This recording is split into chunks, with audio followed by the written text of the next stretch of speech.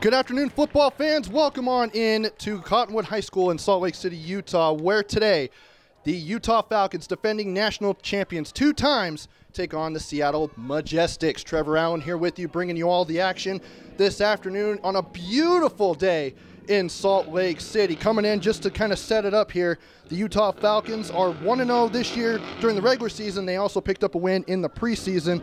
They've only allowed 6 points so far this year and have been playing very, very well. 46-6 win over the LA Silver Stars.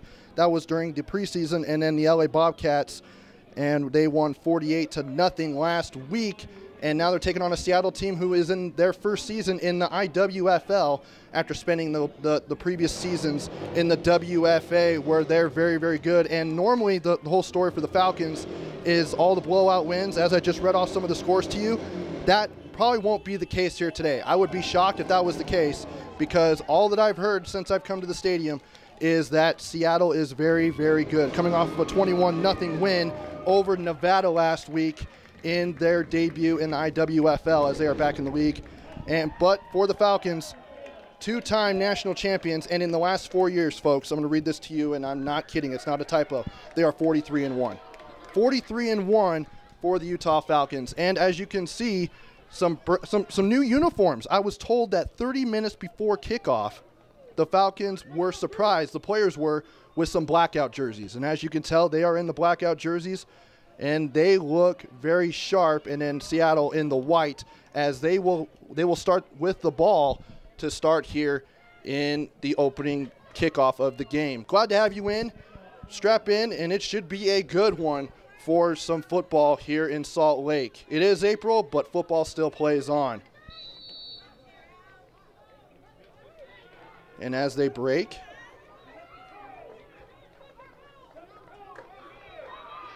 looks like we're about ready to get underway here. Seattle will start with the ball. And we're underway. And the ball goes down to number 19. That would be Jackie McCall, and she gets it, breaks a couple of tackles, and then falls down just short of the 35-yard line, probably about the 33-yard line, and we begin with Seattle on offense. Snaps back, drops back to pass, throws it deep and overthrown. Maybe a little bit of a mess up there. It was intended for number 19, Jackie McCall. 2 wide left, 2 wide right. And Rachel Woods is in the gun with the back. Number 20 goes in motion, and we have a flag on the play. False start. Rachel Woods back in the gun. Oh, fumble snapped, and she gets on the ground. She does cover it up. A bobbled snap right there, and she just had to hover over it before the Falcons could get to it. So Seattle, it is now 3rd and long. Alone in the gun is Rachel Woods. 3 wide to the left, 2 to the right. She'll drop back, take the snap, throws it, and it is incomplete. Intended once again for Kyla Hall.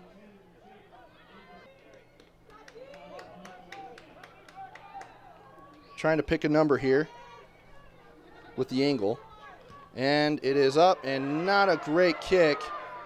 It'll hit to about the 50, and it barely rolls back, and it'll actually get a really good bounce for the Falcons, and they will start in Seattle territory.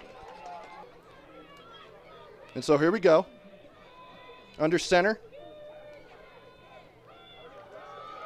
Elizabeth Lane, she gets it, she keeps it, and she will go out of bounds. Elizabeth Lane at quarterback. She will be out at the 33-yard line. And here we go again, clock running. Elizabeth Lane under center. 2 backs, and then 2 wide to the right and 1 to the left. And then fakes it, hands it off to number 5.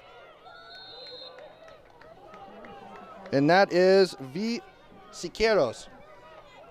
She'll get a couple of yards on the play. 2 wide to the right, and they're going a pretty fast tempo. She goes bubble screen to number 89. She gets up into about the 25-yard line, and she is down, and that'll be close to a 1st down yardage. And here we go. Lane will go under center again. 2 backs, just as you would think in this triple option.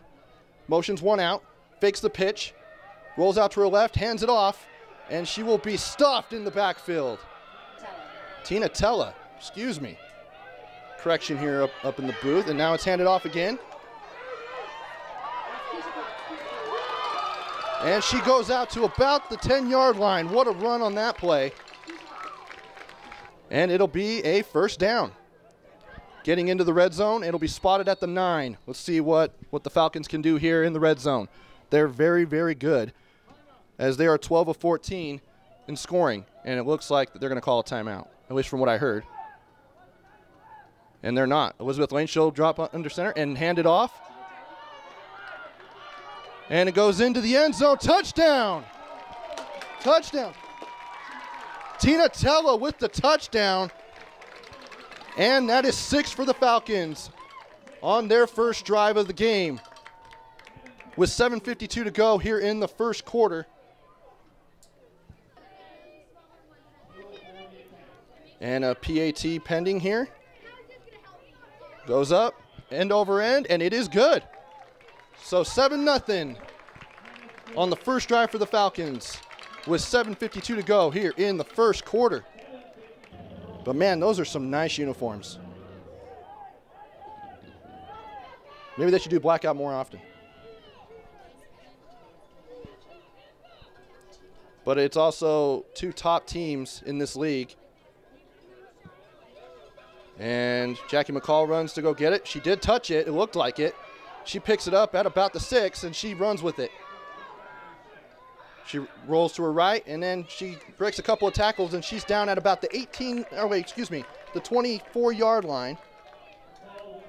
She's got 2 to the left, 2 to the right, and she's in the gun. Drops back, hands off, and to Ashley Johnson, and she'll pick up about 7 yards on, about 5, because that was where it was spotted. So about a 5-yard gain. It'll be 2nd and 5 at their 30. So 2nd down, as we have 7 minutes to go here in the first quarter. Rachel Woods, same formation, 2 to each side and the back. She drops back and overthrows, intended for number 9, Adrian Wilson. Falcons football brought to you by Stevens Henniger College. Our teachers will help you with your education every single step of the way at Stevens Henniger College. And Ashley Woods, it's in that same formation except she has 3 to the left. And it looks like a snap that goes way overhead. She has to drop down. And number 34 for the Falcons, Trina Iono, got on top of her before, as she was going after the fumble. But Rachel Woods, for the 2nd time, has had to cover up for a bad snap. Rachel Woods, she has it again, and she's going quick, and another bobbled snap, but she has to go down again. That is not good if you are Scott McCarron.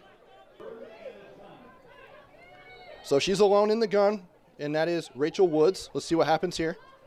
Drops back, the snap, still wasn't pretty, but she goes deep, and it is incomplete. Goes out of bounds. Intended for Ashley Johnson, the running back. Good coverage there by Sarah Gallica, who also plays quarterback. And now back to punt, Jackie McCall, who's also the tight end. Bombs it away, much better punt than the last time. Oh, and she doesn't catch it.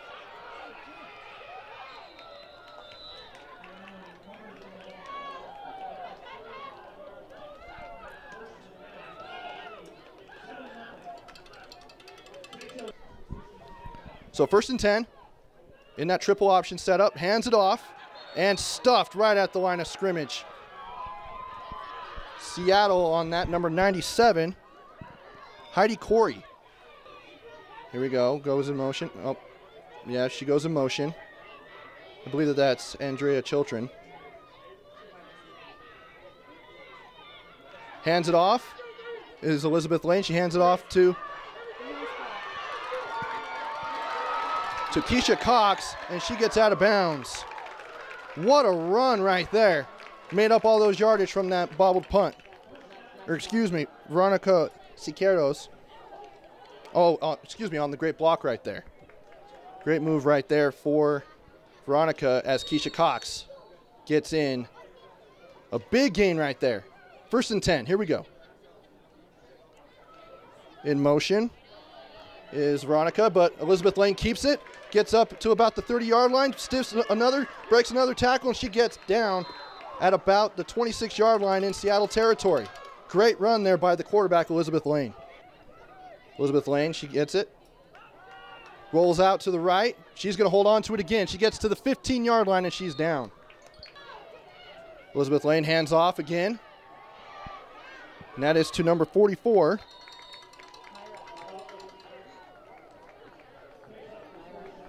Myra Alcala on the carry right there. And see, the whole thing about the triple option, you don't know who it's going to. You don't even have to roll out. You've got 3 options in the back usually, sometimes 2, but you can go to anybody. It's insane how just fluent they are on this. And Elizabeth Lane, she rolls out again. She has the option, hands it to Keisha Cox. She gets to the outside, down to the 5. She goes towards the pylon, and she's just short. And they call her down at the 1. All in all, they are just controlling what happens on the field as the Falcons, as Seattle just can't find a way to stop it. Elizabeth Lane fakes the handoff, and she's going to take it in herself. Touchdown. Touchdown, Elizabeth Lane. That's her 2nd touchdown of the year on the ground. Just right now, all in all, and really you got to give credit to that offensive line. They're just really connecting right now, really clicking, being able to get all those gaps open for Elizabeth Lane, Keisha Cox, and company, just getting everyone involved and really making it really easy, making it look really easy. And the kick is up and good. Earl is going to kick off once again.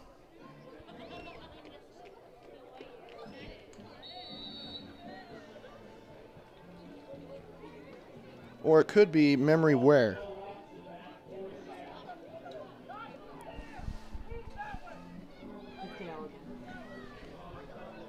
Okay, KL Earl will kick off with the help of Memory Ware. And it is up, end over end, about the same spot. Now it looks like it's going in the end zone, and it will. So touchback. Coming in with a 21-0 win over Nevada in their opener. And this is their first time in the IWFL back playing in this league after spending the last few seasons with the WFA. And Ashley Johnson, she'll get it. She's wrapped up by 2 or 3 Falcons on the play. Nowhere to go for Ashley Johnson, and it's been like that all quarter long. Here we go, Rachel Woods. And it's handed off. And there's a flag on the play. We'll find out what it is. So 2nd and long.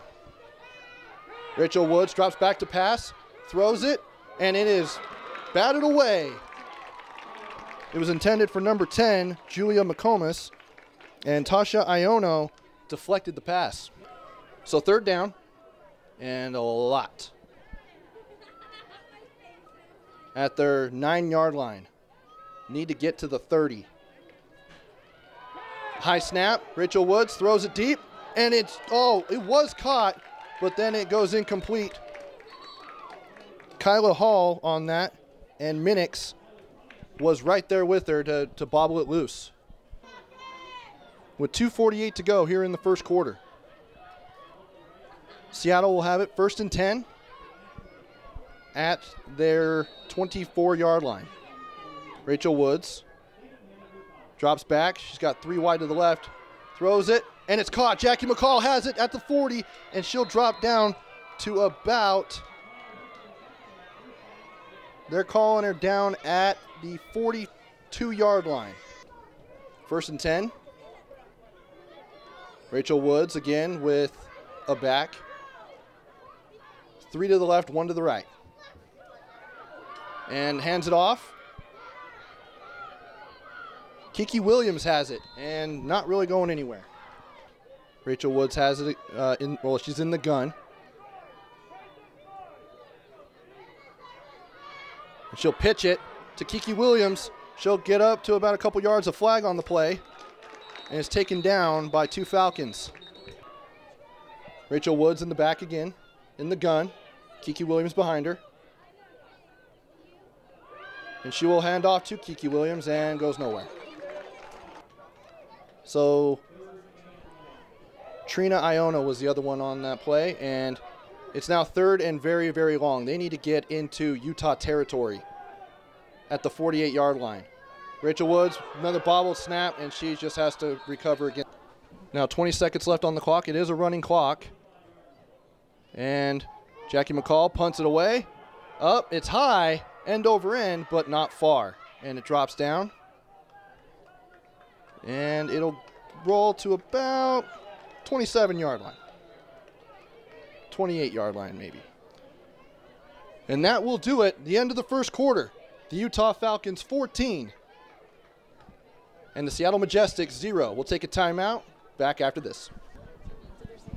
Welcome back to Cottonwood High School. Trevor Allen here with you. Second quarter, and come to find out, the second PAT by Earl was waved off, so it is 13-0 as Elizabeth Lane gets up and gets a few yards on the carry right there as she rolls out to the left.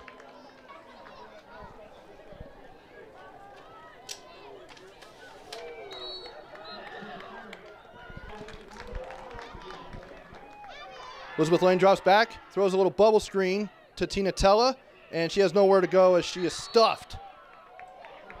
On the year for 4th down, 7 of 12 for the Falcons. 58% conversion rate on 4th down. Elizabeth Lane will go under center. You only need about 3 yards, hands it off. Breaks a tackle, and she's going to get the first down. Keisha Cox saves the day. First down for the Utah Falcons. Now Elizabeth Lane setting up in the red zone where they have converted a touchdown every trip. I believe it's 2 trips, excuse me. 13-0, and she fakes the handoff, rolls out to the right, throws it, and it's just passed. It's just a little too far to the right. Elizabeth Lane under center once again. Sends Keisha Cox into motion, hands it off to her. She's got a little bit of room, and it looks like, I'm guessing, a holding call coming up. There's a flag on the play, and she's finally brought down at about the 6-yard line. No one in the back. Now puts Keisha Cox in motion. Drops back to pass, throws it to Keisha, and it was in her hands, incomplete though. So it was batted out. Now we're back to action here at the 20-yard line, 3rd and goal. Elizabeth Lane drops back to pass. Throws it deep, and it is batted away. And it looks like Jordan Willis is trying to get off the field, and does. Now Elizabeth Lane setting up the offense, goes under center, 2 in the back. Sends 1 in motion. And it's the triple option, Elizabeth Lane. She's going to take it down to the 10, down to the 5, and she is down. And that'll be turnover on downs. Tamara Crow in the gun again. Throws it, overthrows it, intended once again for Hall, and just overthrown. And welcome back to Cottonwood High School. Utah Falcons leading the way 13-0 with 8:38 to go here in the second quarter. Trevor Allen here with you.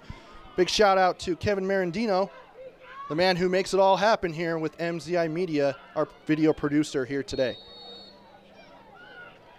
Here we go, Tamara Crow. There was a quarterback change. She's back to pass. Throws it out to Jackie McCall. She'll catch it. She'll get down to the 15-yard line, and that's where she is stopped. Lindy Prescott, and she won't have anything to do with that. And the ball rolls to the 49-yard line. Falcons will set up. But first things first, you need to take care of business against Seattle, and right now they are doing just that. So 1st and 10 at their own 49-yard line. Elizabeth Lane comes up to the line, goes under center. Lone backfield. Sends Keisha Cox in motion, hands it off though to Tina Tella. She has it, stiff arm, big time. What a stiff arm by 2 people, and she finally goes out of bounds. Wasn't much, but she did a lot of work right there. Elizabeth Lane under center. Keisha Cox, she gets the handoff. Stiff arm, and it looks like that's not going to happen, and she'll lose a couple. Elizabeth Lane fakes the handoff to Tina Tella. She'll take it and hold on to herself, and she'll get about a yard. And they're going for it again. They only haven't converted once. And she fakes the handoff and then keeps it, and then now pitches it to Keisha Cox. Is she going to get there? And she does. It'll be close. And it looks like the referee is going to spot her just shy, 1 yard short of a first down. Tamara Crow just needs to get into a rhythm right now. She's either overthrowing, underthrowing, throwing behind. Not really finding it right on the money when the wide receiver is in stride. Now she hands it off to Kiki Williams, and she'll get a few yards. Get about 4 or 5 yards on the ground right there, and it's stopped. So 7 yards to go. Tamara Crow, she has 3 to the right, 1 to the left, and a back. Kiki Williams rolls out. Now Tamara Crow rolls out, slings it over, overthrows, and it just goes through the fingertips of the intended receiver, number 10, Julia McComas. Jackie McCall back to punt. She's been doing that a lot today. And she'll boot it away, end over end, and that was a good kick. And it's picked up. And she has some room. That's number 21, Lindy Presgard. So Elizabeth Lane will go under center. Keisha Cox will go in motion. Elizabeth Lane, she'll hold on to it, almost stripped away, and she'll gain about a yard. Second down. And 9 to go. Elizabeth Lane under center. And she'll hand it off. Looks like Keisha Cox.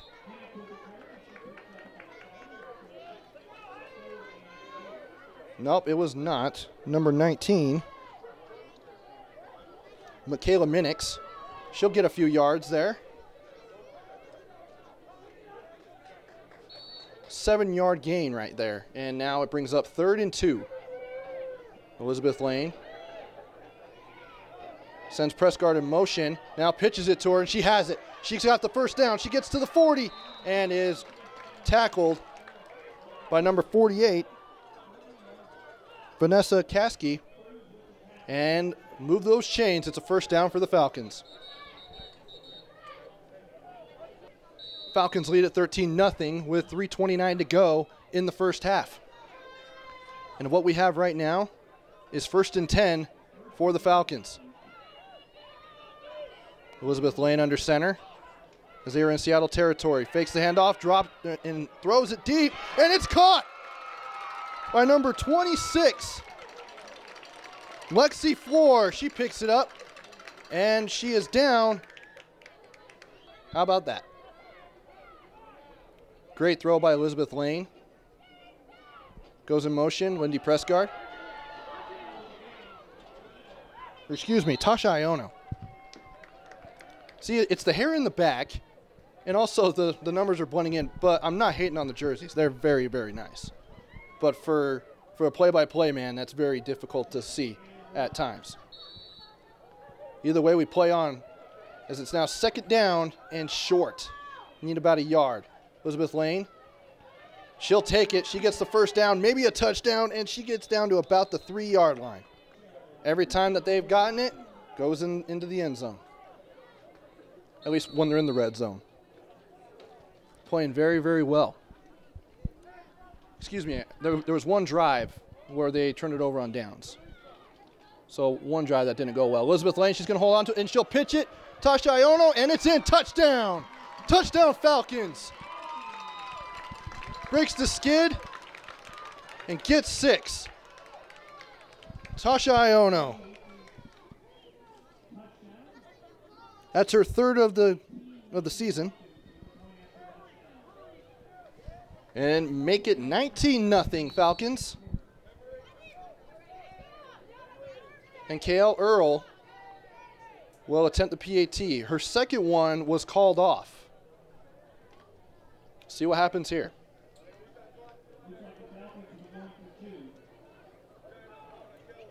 And actually, they're going for 2. Elizabeth Lane is out on the field. See what happens here. Under center. Rolls out to the left. Pitches it to Tasha Iona, who just scored the touchdown. She tries to reach it, but doesn't get it. So the conversion is no good.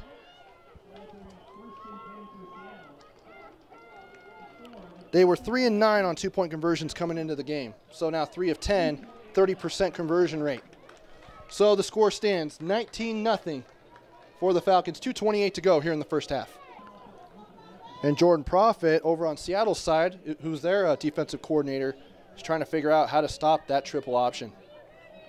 It is so deadly if you run it correctly, and obviously head coach Rick Rasmussen has ran it a lot when he was at the Air Force Academy. And for all the local fans, the Ute fans, the BYU fans back in the Mountain West days, you know exactly what I'm talking about.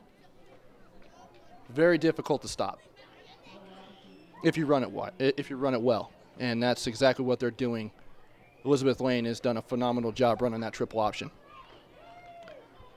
KL Earl back to kick, and it's end over end. Jackie McCall touches it, and it goes out of bounds.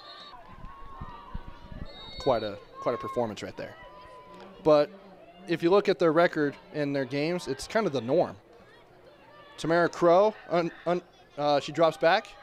She'll hold it, pitch it, and it's on the ground. And Tamara Crow, it looks like some of the Falcons didn't see it on the ground. And Tamara Crow's like, I'll take it. I don't want you to get the ball back. So it was a pitch on the option. And goes on the ground. It was bobbled, and Falcons could not recover. And now Seattle has it. Tamara Crow, she's alone in the gun. Looks at what she has, what the Falcons are bringing on defense. She drops back in stride, throws it, and overthrows it. Intended for number 9, Adrian Wilson. Just overthrown. It was there. She was open. But it was just overthrown.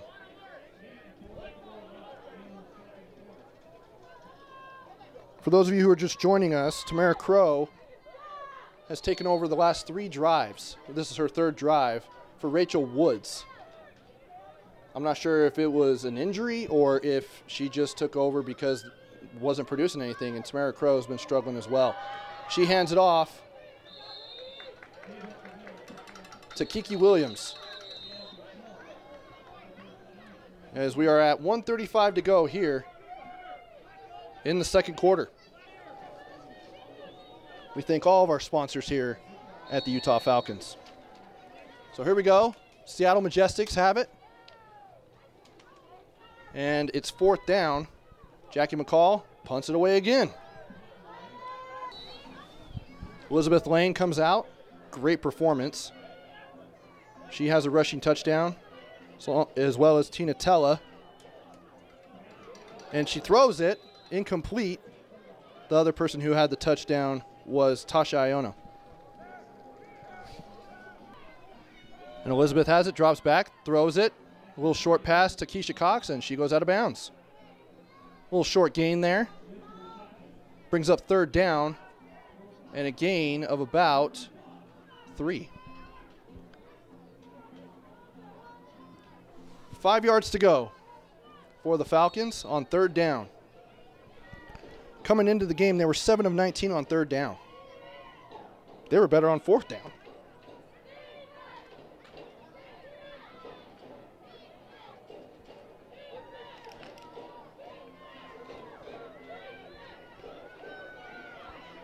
Elizabeth Lane will have it.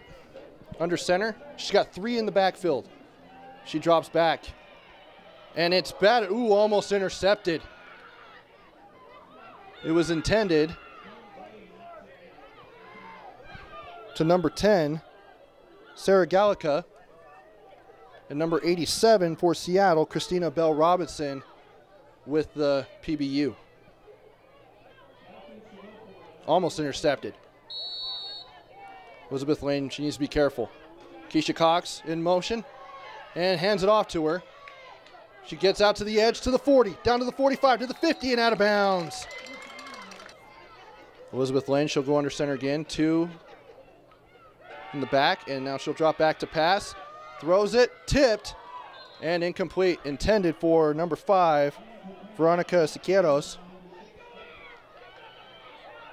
Siqueiros just could not get it, and it was broken up by number 16, April Arnold, the linebacker tight end. Tasha Iono checks in for Keisha Cox.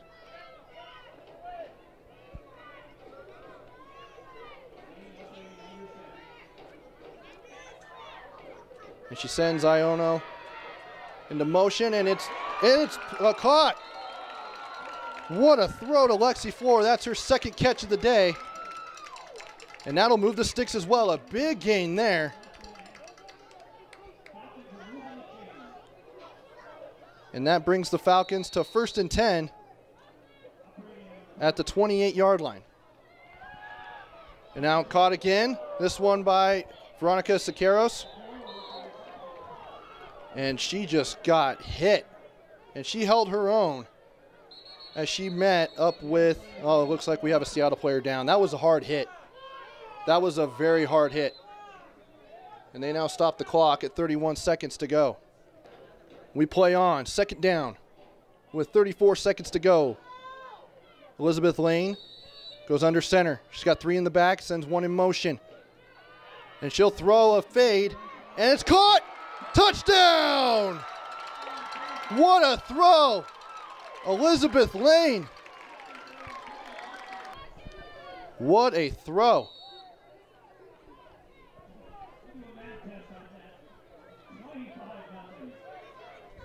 And that brings us 25-0 with 26 seconds to go. I believe it was either Andrea Chiltrin or Minix on that touchdown. It's hard to see from that far end with the number. But nonetheless, Elizabeth Lane throws for a touchdown, and they go for 2. She rolls out to the left. Now triple option. Pitches it to Iono. And it's a 2-point conversion is good, which brings us 27-0. Coming up at halftime, your entertainment, New Tribe Dance Crew. And by the way, the national anthem was sang by the Tuatanu sisters. Big thank you to them for providing us with our national anthem. Now it's only a matter of what the score will be as we head to the locker room in 26 seconds. KL Earl will kick it off to Seattle.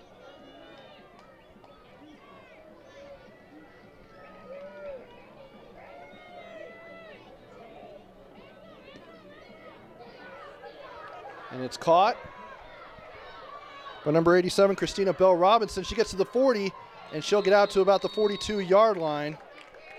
Pushed out of bounds by Sarah Gallica.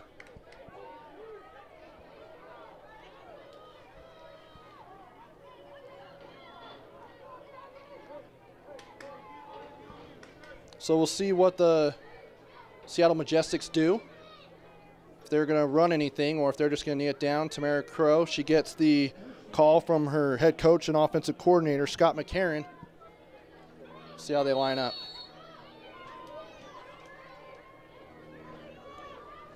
It looks like they're going to run a play.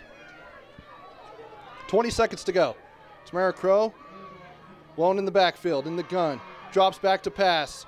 Throws it. Caught by number 20, and then it goes loose. Broken up by number 44. Myra Alcala on the breakup there. Number 20 for Seattle, Kyla Hall, was the intended receiver. She had it in her hands, but then Myra came up and took it away. Crow has it again, hands it off to Kiki Williams, and that'll do it for the half. Likely, as the clock tricks down to 5 seconds. And that will do it. Halftime at Cottonwood High School. The Utah Falcons 27, the Seattle Majestics nothing. Back with second half action after this.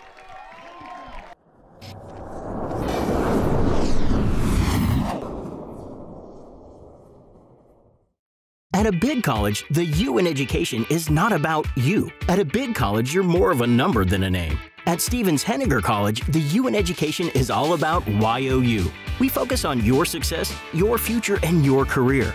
Not only am I making more money, I have opportunities that I would have never had before. Stevens Henniger College, putting the U back in education. Call 801-851-5537 or visit stevenshenniger.edu. One of the reasons the Falcons have been so successful is having great sponsors. Aaron Hobbs from Stevens Henniger College, thank you for being here. Thank you for having us.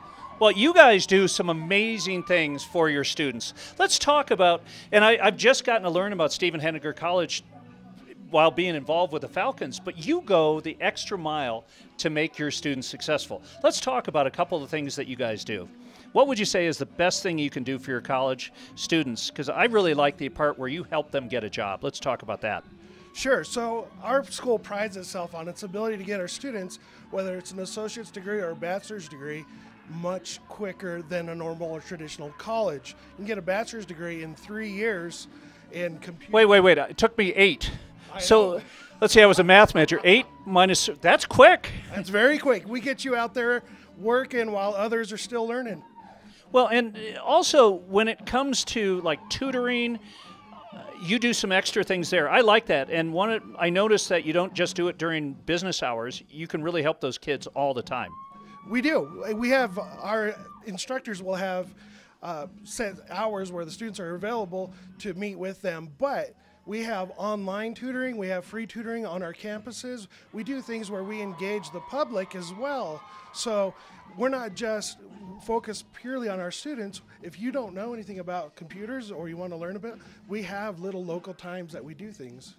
One of the things I love is books are not extra. I remember, you get your tuition payment together, then the books, you go in there, and I was shocked at how expensive they are. Little things like that make Stevens Henniger pretty special.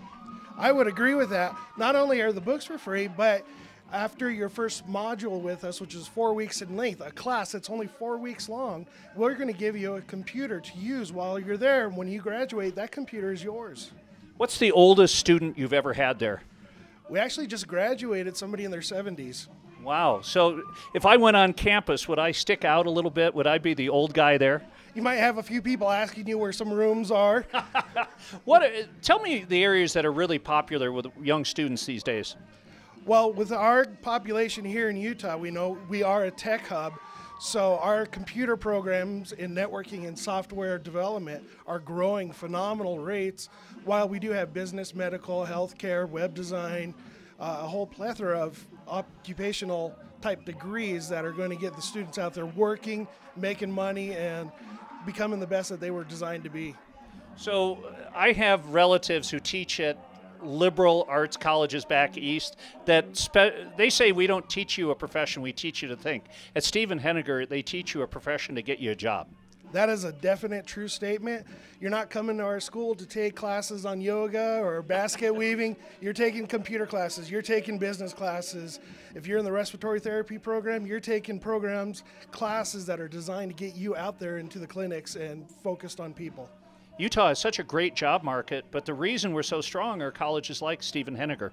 That is so true. We've been here over 100 years. We're definitely going to be here over 100 more. We are dedicated to Utah. We are dedicated to our community out here. We're proud to support things like the Utah Falcons. Well, thank you so much for being here. Are you looking forward to a great second half?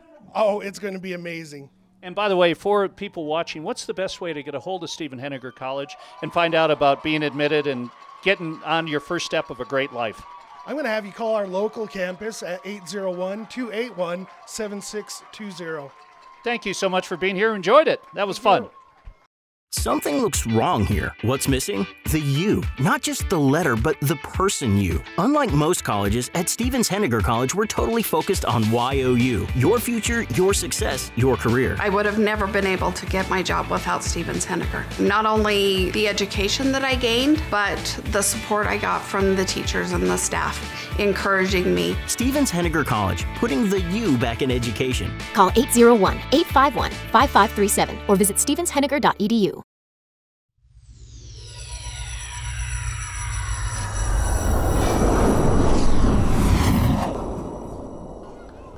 Welcome back to Cottonwood High School. Second half action about to get underway. Trevor Allen here with you, taking you the rest of the way here as the Utah Falcons take on the Seattle Majestics from the Pacific Northwest, coming back into the IWFL.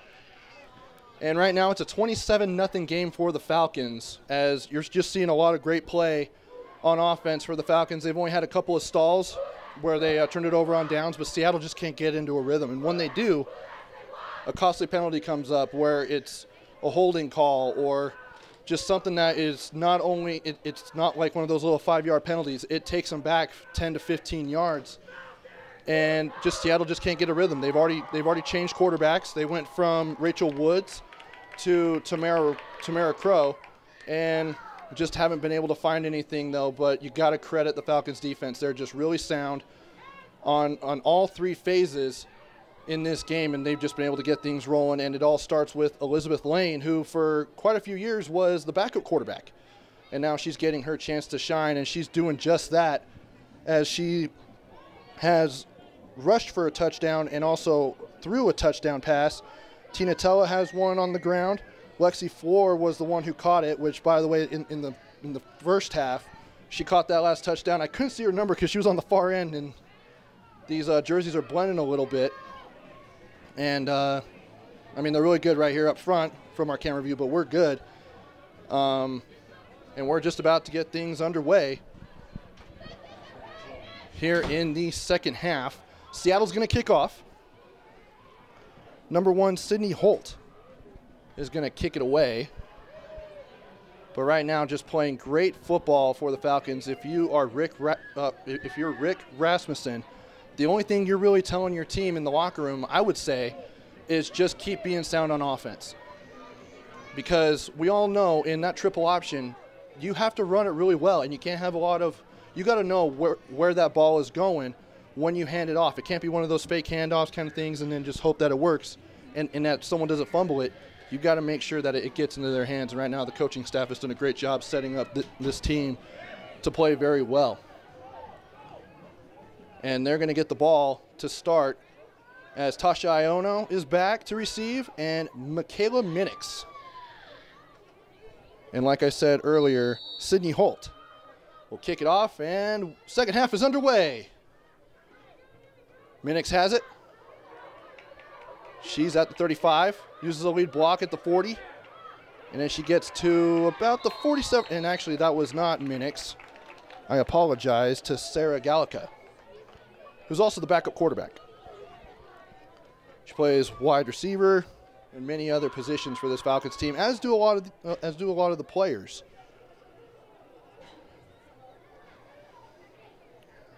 So, see what happens here. See if anything's changed for Seattle in the locker room. If Scott McCarron was able to fire up his team, and also Jordan Profit was able to fire up his defense to try and get any stops here. So Elizabeth Lane back under center. Sends Keisha Cox in motion. She holds on to it as she rolls out to the right, gets to the 50, and is down at the 51-yard line. Gain of about 3 on the play. Number 21 for the Majestics, Holly Custis, on the tackle. So now it's second and about 7. 6. We'll call it 6 at the 49-yard line. Now in Seattle territory, Elizabeth Lane. She'll fake the handoff. Again, that triple option is just deadly. As she keeps the ball, and she'll get to the 45-yard line. And that's not quite enough to move the sticks. That's about 2 yards shy. So it'll be 3rd and 2. But Elizabeth Lane, a passing touchdown, a rushing touchdown, and just smooth sailing offense right now for the Falcons. And she has it, rolls out to the left, pitches it to Keisha Cox. She has it, breaks a tackle, breaks another one, and she keeps stumbling, and she's going to go to the 20, to the 15, to the 10, to the 5. Touchdown! Touchdown, Keisha Cox. Her second one on the day. And that's what you need coming out of the locker room to put a nail in the coffin. And they are starting the process of that. What a run. That was about a 45-yard run. Started with Elizabeth Lane, had it, pitched it off to her, broke a couple of tackles, and before you know it, she's in the back of the end zone. Kale Earl is back to kick the PAT. 33-0, trying to make it 34. She's 1 for 2 today, and that was not a great kick. Something must have happened there on the hold or on the kick itself, but either way, it's no good. She's 1 for 3 on the day. So, with 10:37 to go, we haven't even played 2 minutes of football in the second half, and it's 33-0 Atlanta Falcons. It's starting to look like a regular Falcons game. But we'll see. Seattle still has time, but it's got to start now. This is their first drive of the second half. They need to get into the end zone if they want any shot in coming back in this game.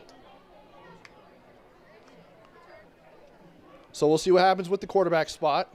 Obviously, I've already made changes in this game.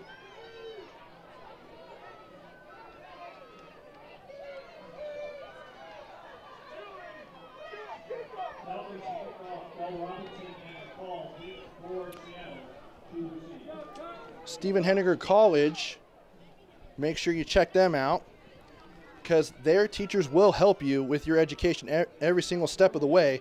They also provide all textbook supplies and equipment at no additional charge.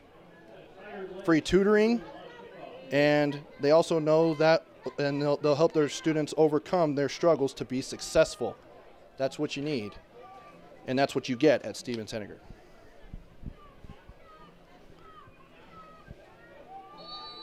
Back to receive, Jackie McCall and Christina Bell Robinson for the Majestics. And the kick away, Kale Earl. And it's end over end, down to about the 25, and it's picked up by Bell Robinson. She has it, and she's wrapped up. Taken down at about the 33 by number 82. Samantha Smith-Meek. And another quarterback change. Go back to the starter. Rachel Woods is back under center for the Majestics. She has it in the gun. Hands it off to Ashley Johnson and goes nowhere. No gain. Got to tip your cap to Jody Thompson and his defense. Really sound right now. Second down, and they actually say she lost about 2 yards.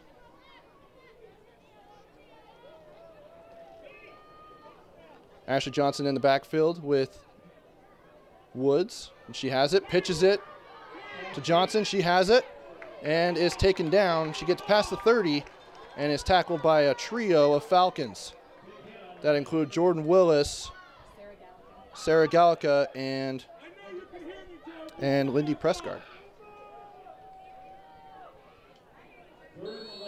3rd and 11. Got to convert here.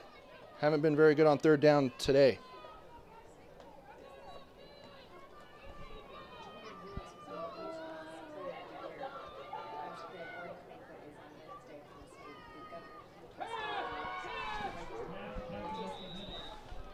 Just a little note, Jordan Willis is the Women's Athlete of the Year for the Governor State of Sport Award, so congratulations to her. And that's a high honor. I tell you what, it just shows of how good the Falcons are that they're in awards like this when you see, you know, you've got the Red Rocks for the University of Utah and you've got many other women's sports and you've got the Falcons right there. So 4th down. Jackie McCall will boot it away again. This is like her 8th punt. And Tasha Iono, fair catch. And Falcons will take over in their own territory.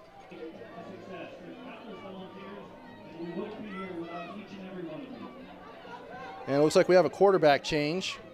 As Keisha Cox, she gets the run, and she'll get up to about, oh, and there's a late flag that comes in right after the play. And there's a face mask is what they're calling.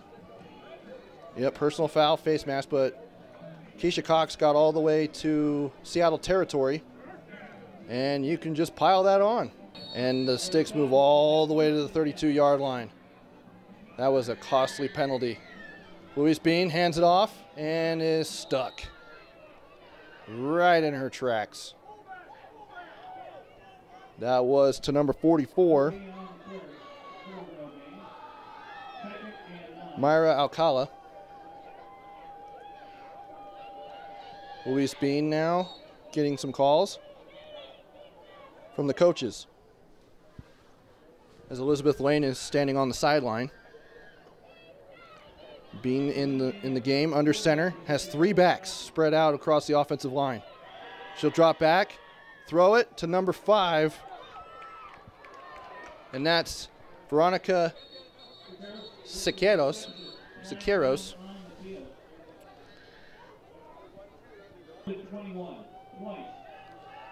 And it looks like a handoff and a gain of a few. Gain of about 3 to number 19, Michaela Minix. And that was a gain of about 3. 3rd and 15.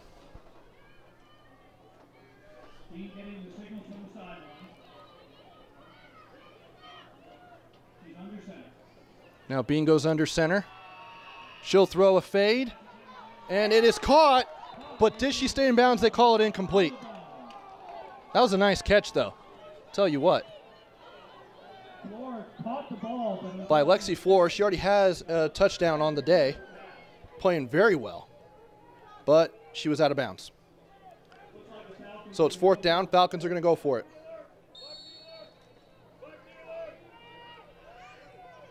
They've been so-so on 4th down. They've had 2 turned over on downs. Bean goes under center. Sends Veronica in motion and throws it and just overthrows Andrea Chiltrin. And it'll be turnover on downs for the 3rd time this afternoon. By the way, we're very lucky to have Trevor Allen join us, and we're doing the game on TV. And once again, check the Falcons website, and we'll let you know when the game will be replayed. The game will be replayed on Comcast Channel 17, and then KPDR Channel 19 over there. And so Woods will come back out for her 2nd drive.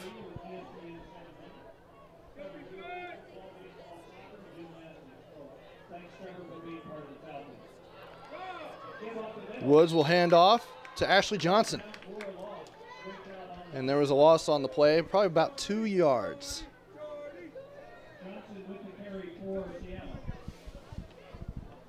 So that'll set up 2nd and about 12. 11, we'll call it.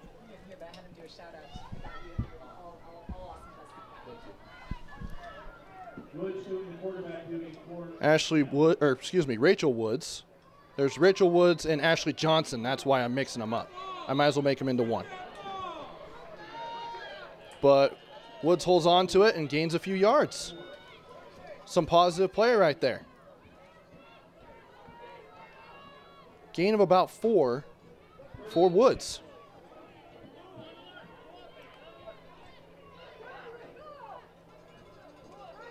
And she'll be in the gun. 3 wide to the right. She'll hand it off to number 34, and she is stopped in her tracks by number 23, Kale Earl, the kicker and linebacker. Or excuse me, defensive end. But it's handed off to number 34, Carol Ward, the running back, who also plays safety on defense. And that now gives us 4th down. What is Scott McCarron going to do? Looks like they're going to go for it. Jackie McCall's out there, but she's going into the left side. So you got 3 wide to the right, 2 to the left. Rachel Woods drops back to pass on 4th down, throws it deep, and it's incomplete. Intended for Carol Ward, and it's a turnover on downs for the for the Seattle Majestics. And Falcons will now take over in Seattle territory. 5:46 to go in the third quarter. Your score, Falcons 33 and the Majestics nothing.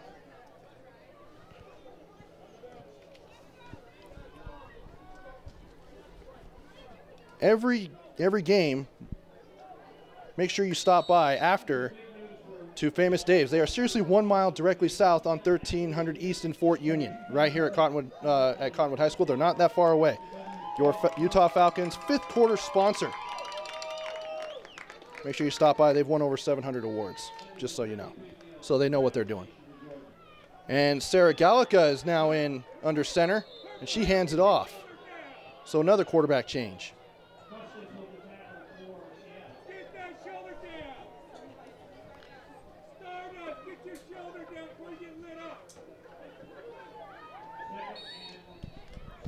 Second and 6 coming up for the Falcons.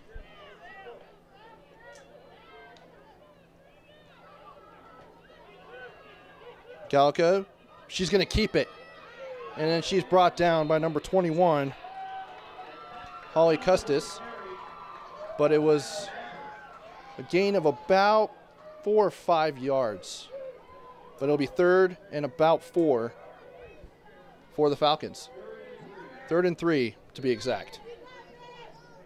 See what Gallica can do on 3rd down.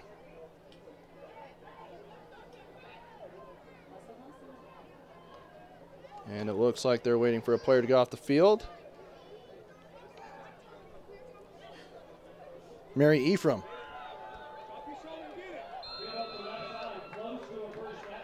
And that's close. Very close. Say about a yard short for number 44, Myra Alcala.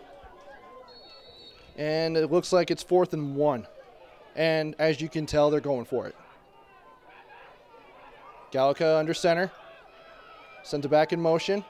Hands it off.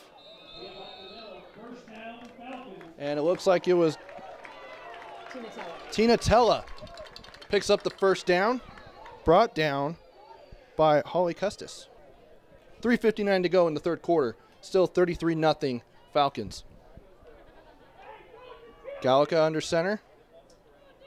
She'll hand it off to Minix. And she will get a good chunk of yards. I'd say a gain about 7 or 8 on that play. Great push up front. And it'll be 2nd down. Seattle is just having issues right now, and I don't want to be the defensive coordinator for them right now, just creating a bunch of issues as Jordan Willis take the run, and her helmet comes off, and a flag comes out. I'm guessing a face mask. Just a guess. I mean, if the helmet comes off, that's usually what happens, and that's what happens. They only have missed 1 conversion in the red zone.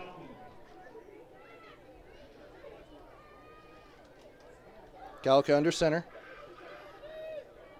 Minix in motion, and it's a fumble. It's on the ground, and Seattle has it. Seattle thinks they have it, and we're waiting for the official.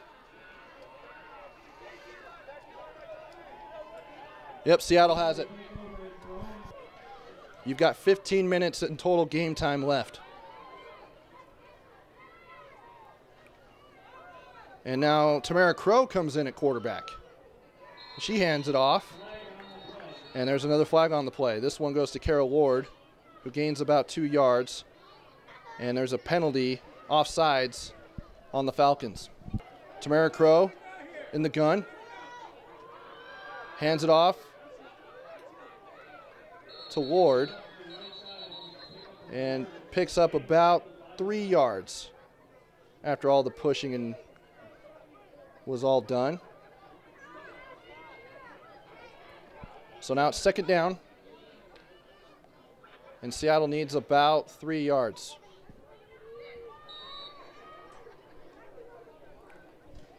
We'll see what Jody Thompson draws up here for that defense. That's only allowed 6 points this season.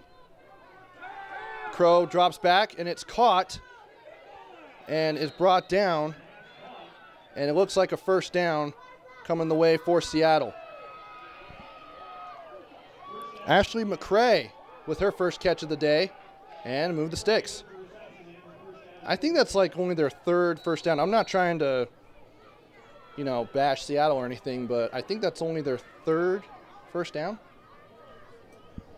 But it's needed. Tamara Crow hands off to Kara Ward. She'll get up into the second level and is brought down just past the line of scrimmage. She'll get about a yard and a half on that. Oh, they give her 2 on that play. Kara Ward didn't have any carries in the first half. Has had about 3 or 4 here in the second. And Seattle's having a little bit of rhythm. I mean, it's a few yards here and there. There's no chunk plays here. But Crow has it, hands it off again. This time it's to Kiki Williams, and she is met and blasted by number 9, Memory Ware. She said, "You're not getting a first down that easy." Kiki Williams is going to fill that tomorrow morning.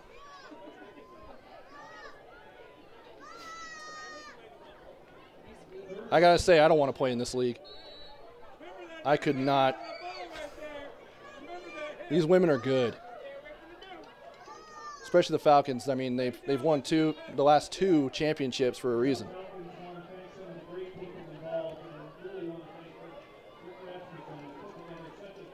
Tamara Crow will have it. Fake the handoff, and we'll take it. Quarterback keeper gets out to the edge, down out to the 40, almost to the 45, and it's tackled out of bounds. Crow hands off to Kiki Williams, and she is met by number 15, Desiree Robertson.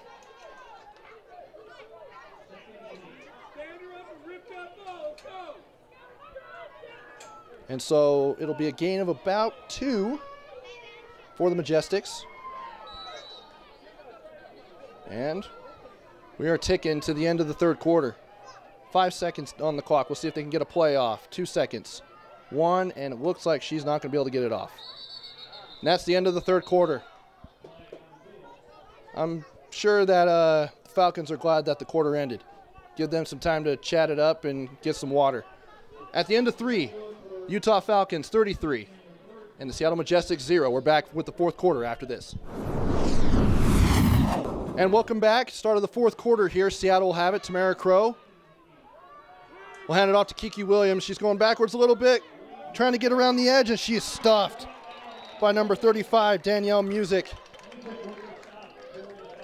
Kiki Williams just had to get around one person. Didn't happen. It's now third down. Loss of 1.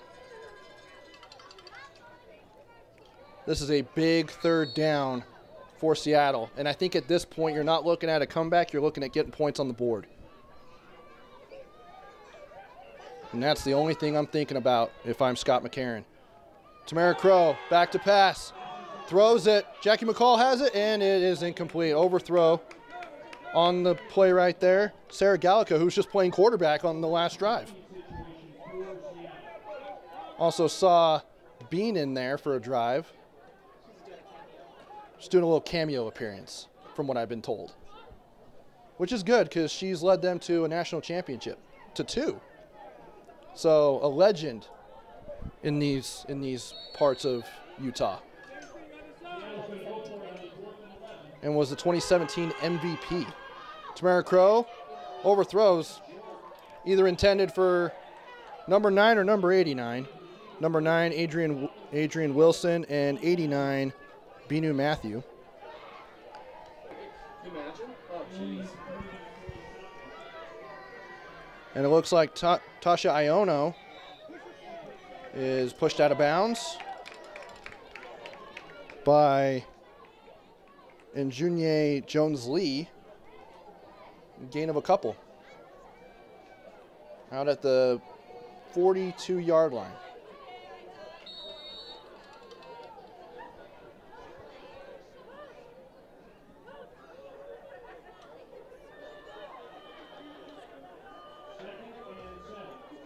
And Tasha Iono is going under center.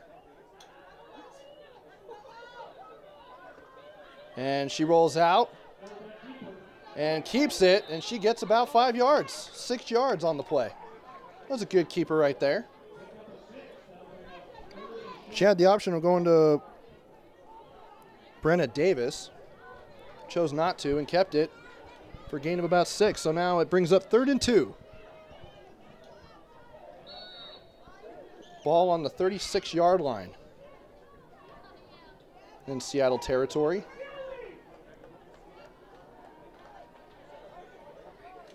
And it looks like the Falcons are on their way to another win. It's Tasha Iono, who's had a couple of touchdowns today, or 1 touchdown today. Hands off to Brenna Davis. And she's down, and she will probably get enough for the first down. And they do. Move the sticks as we approach 10 minutes to go here in the ball game. It's been a great one for the Falcons. Seattle's at least been keeping them honest. Just haven't been able to get anything going on offense for the Majestics.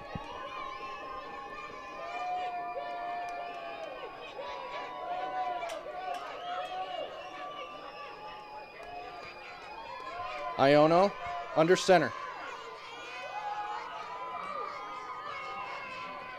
Minix in motion. Iono's going to keep it.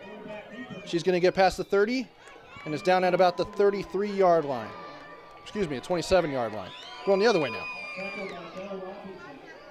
27-yard line, and it'll now be 2nd and about 4. 2nd and 4 coming up for the Falcons.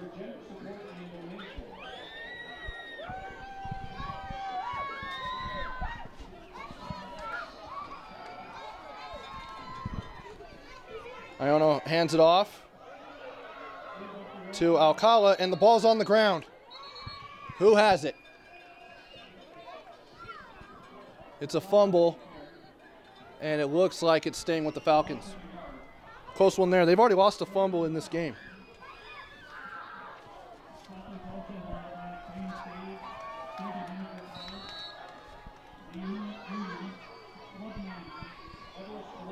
Make sure you use the promo code UTFalcons when you head to Burt Brothers for all your tire, oil change, engine, anything for your car. Head to Burt Brothers and tell them that you heard it with the Falcons. Keisha Cox has it along the edge. She gets to the 20, and she'll go out of bounds to about the 18-yard line. Mark her down at the 19, and it'll be enough for a first down. Iono has it as we approach 8 minutes to go, and we have a penalty. Flag on the play. Also want to give a big thank you to the Union Tavern Bar and Grill, Club 90 as well. If you want a good night out, head to Club 90. A lot of fun activities going on over there. Iono, hands off. Looks like to Jordan Willis. And she's going to get forward.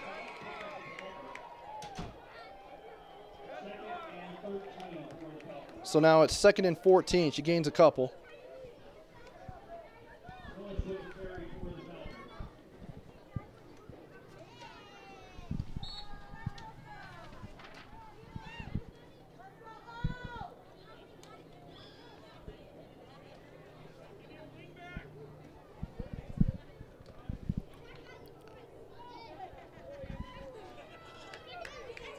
Now Iono is going to head under center. Tina Tella right behind her. And she's going to roll out to the right. Looks like she's going to throw, but now she's going to keep it.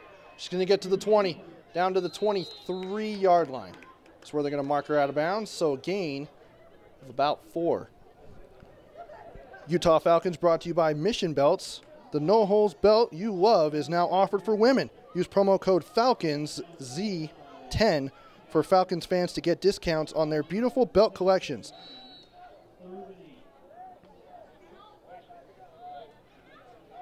Someone who wears it? The kicker, KL Earl Brown.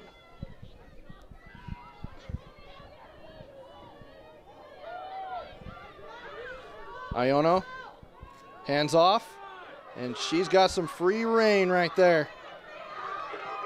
And taken down, I believe that's Brenna Davis.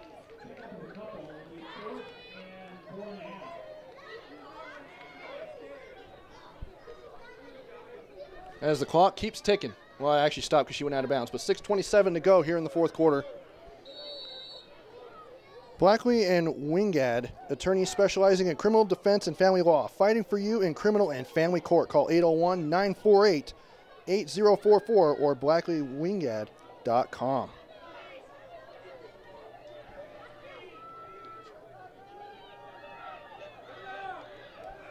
And it looks like Veronica Siqueiros is stuffed. Didn't get tackled, but she got stopped. And that'll be turnover on down. Seattle will now take over. Another great sponsor of the Falcons, Eye Signs and Awnings. We've got your front.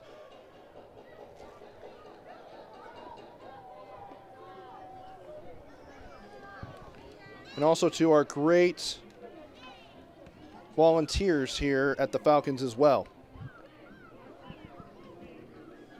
And a big shout out to Kevin Marandino, my producer from MZI Media, doing a great job here, getting you the best shots of this ball game.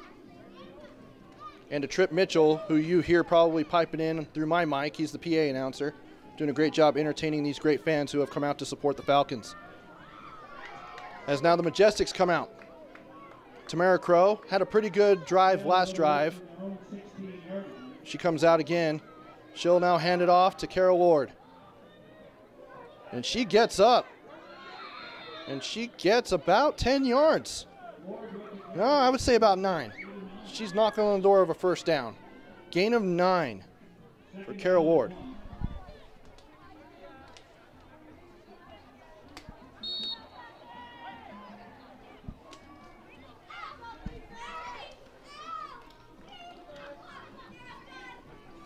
So let's see what happens here. If the Seattle Majestics can get on the board. Through 2 games this season, counting the preseason, the Falcons have only allowed 1 point or 1 touchdown, I would say, without the PAT, 6 points. Tamara Crow hands off. Looks like to Carol Ward again, and it is, and it's no gain. Oh, it was actually just enough to get a first down. She needed basically inches, and she got it. So first down for Seattle. As we are at 4:50 left here in the ball game.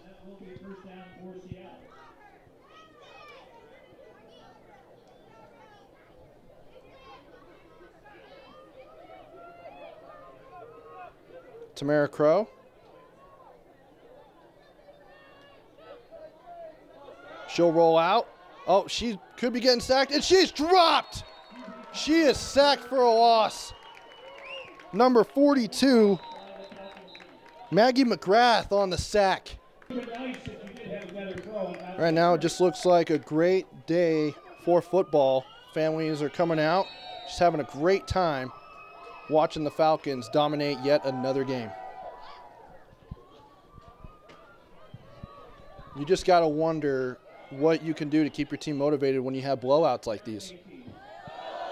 Tamara Crow throws a little fade to Carol Ward. She gets to the 20. Breaks it, and the ball is loose, but then she falls back on it. Veronica Siqueiros caught that loose. And it looks like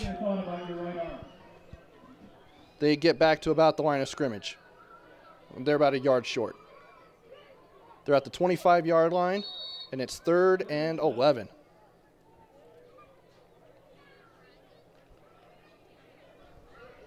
As we approach 3:20 to go here in the ball game.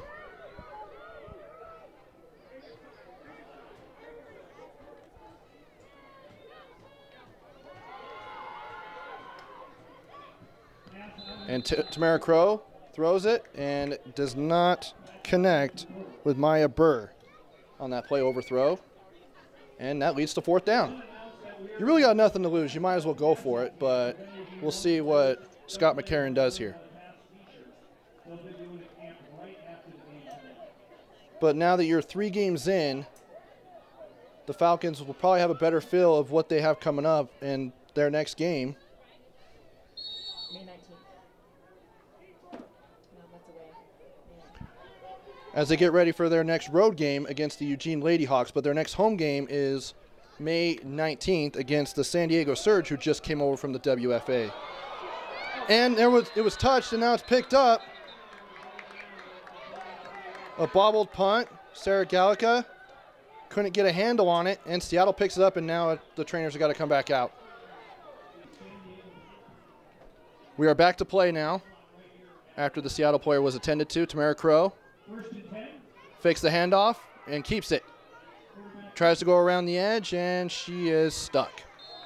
2 players take her down for a loss of about 3.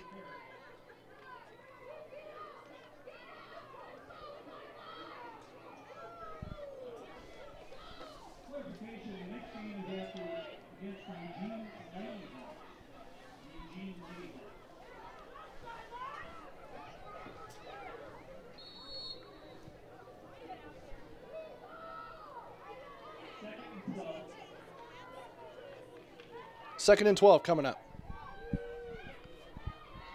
Tamara Crow has it. Hands it off to Kara Ward. She's stuck for a minute, tries to bounce off and continue to truck along and does not get there. Maybe a gain of 1. And there's 2 minutes left. 33-0, Falcons with the lead. As they will move to 3-0, counting the preseason, 2-0 in league play, and 44-1 in the last 4 years. That one probably had to hurt. The first national championship game against Pittsburgh, I believe. Oh, and it's caught. Heads to the 20, and it looks like they're going to get into the end zone. Touchdown, Seattle. Kyla Hall from Tamara Crow. How about that? Get on the board.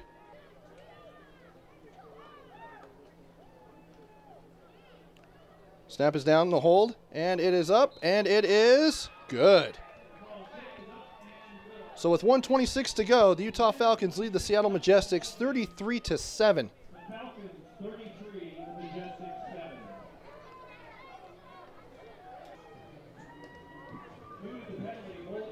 And there was a penalty. It was probably excessive celebration, I'm wondering, because they're kicking the ball away at Utah's 45.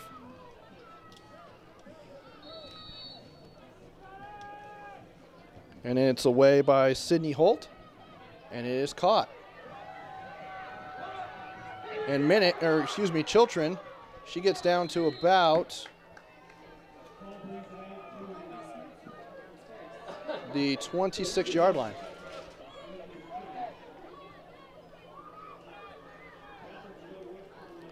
And so now it looks like that they're just going to run the ball and try and chew this clock up and call it a day. Great performance again for the Falcons, just outstanding in all 3 phases of the game. Had a couple of hiccups, and that's something that the coaching staff will look at in their game film and correct and get ready for their next game, which will be on the road against the Eugene Ladyhawks on May 5th. Their next home game against the San Diego Surge on May 19th. And it looks like a run up the middle. Myra Alcala was on the run there. And it looks like a timeout. The Union Tavern Bar and Grill, Mission Belts, Blackley and Winged, Eye Signs and Awnings, Club 90 Dance and Nightclub Bar and Grill, Burt Brothers, and of course, our crew today, Kevin Marandino of MZI Media, Trip Mitchell, who was the PA announcer, and I'm Trevor Allen, giving you all the action.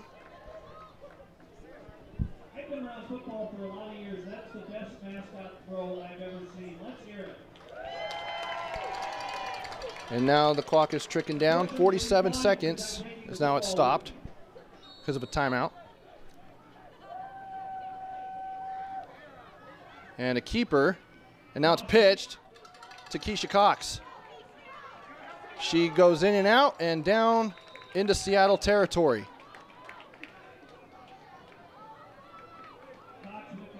And that'll be enough for a first down.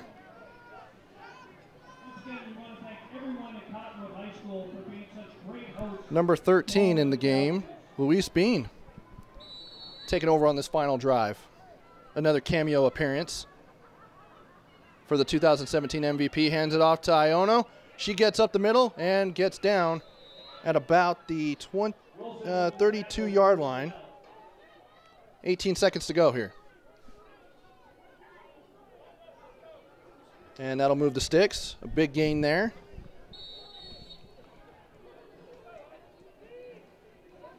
Now, Luis Bean get the call from the coaches. And it looks like they're going to let the clock wind down, and that will do it. 4 quarters in the books, and the Utah Falcons extend their winning streak. Final score, Utah Falcons 33, the Seattle Majestics 7.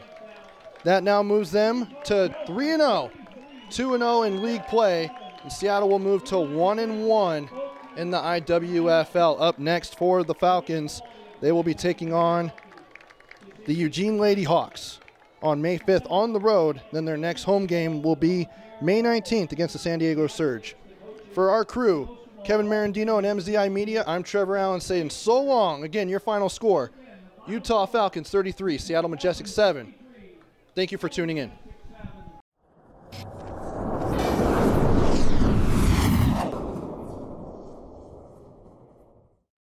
Hi, I'm Nicole Bear with the Utah Falcons, and we are here today with a very special guest we have at our game with against the Utah Falcons and the Seattle Majestic, and it is Russ Crawford. And he's actually writing a book on women's football. So how long have you been working on this project? Oh, about 2 years now, a year and a half, something like that. Yeah. And who have you interviewed? Let's see, I've interviewed 10 people today, so that makes about 160 women from the United States. I think about 30 of them or 40 are from outside the United States. Actually more if you count Canada and Mexico. Sure. I have it split up into North America and the rest of the world. So how long have you been working on this project, and what gave you the idea in the first place? Well, I wrote a book on the history of American football in France, and I came across a women's team there. Started the Sparkle of Saint-Georges de Villeneuve Saint-Georges, something like that. And anyway, so when I got done with that, I thought the story of women's football would be a good one to move on to next. So your day job is? I teach history at Ohio Northern University. So you're fascinated by history, what shapes communities, what shapes countries, sports, obviously, those kinds of things. So what have you found most interesting in the research and the over 100 people you've already interviewed? Well, I think the most interesting thing is what football has done for them. When you talk to the younger girls, I talked to some of the girls from the Utah Girls Football League this morning, and they keep saying that football saved their life. You know, and that's pretty interesting. That the game can have that much of an impact on people. Well, in what way? What did they say? Well, they were the sort of person who never fit in with a crowd, who didn't have any friends, and football gave them a structure and a family and an in-crowd, I suppose you would call it. It's true. It's not, there is a mainstream society, and there's people who just don't want to have to be fit into some mold, right? Mm-hmm. So women, youth, kids, teenagers, all ages, I think, want to find a place and want to find a home. So you found that in all of your interviews? Oh, in some of them. And really there hasn't been as much resistance to the girls or women playing football as I expected, based on the popular culture, the idea that, nobody would let girls play football and that sort of thing. I mean, I talked to a woman from Italy whose father would throw her shoulder pads in the trash can every day after practice until she finally had to hide them from him. But that's about it. Most of the families that I've talked to, or the players, have said their families, well, they knew I would play football one day or something like that. So they had a dream and they saw it to fulfillment, right? I know as a player and as a person who's helping organize events and games and those kinds of things, is that I have seen tremendous support from the state, from communities, from our country, from other countries. And I know that you have actually been to a couple of these interesting world games and international games. So what were your experiences there?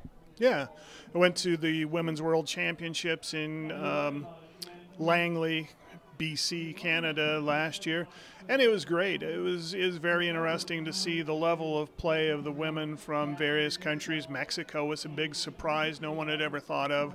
I guess North America pretty much dominated. It was Mexico, Canada, and the United States. But some of the other teams played pretty well as well, and they're getting better, I think. Well, I'm sure your experience is really extensive at this point. When do you think you'll be finished with the book? Oh, well, I'm on sabbatical this semester, so I hope to be done by, June or July. I hope to have the writing done, and who knows about getting it published. That's the longest, generally, part of the process, yeah. Well, we are honored to know you, and we're honored that you're here today, you know, watching the Utah Falcons, being a supporter. You also brought your wife with you. What was her name again? Sophie. Sophie. Yeah. Well, we had a good time meeting you yesterday and getting to know you, but also just wanted to say thank you again for being here. We look forward to that book. Well, you got to thank Louise, your sister. I mean, she's been like a research assistant in this project. So she has a true love of the game, that's for sure. She does. And half the interviews, it seems like, have been her friends or people she knows. So she sent a lot of them my way. Well, we all have a lot to say about our love of this sport and people like you who are willing to support it and research it. So thank you very much. Yeah, no problem. It's been fun. I've enjoyed hearing all the stories. I'll bet. There are some really amazing stories in these pages, I'm sure. Anyway. We'll hope. Well, we look forward to it. Thank you.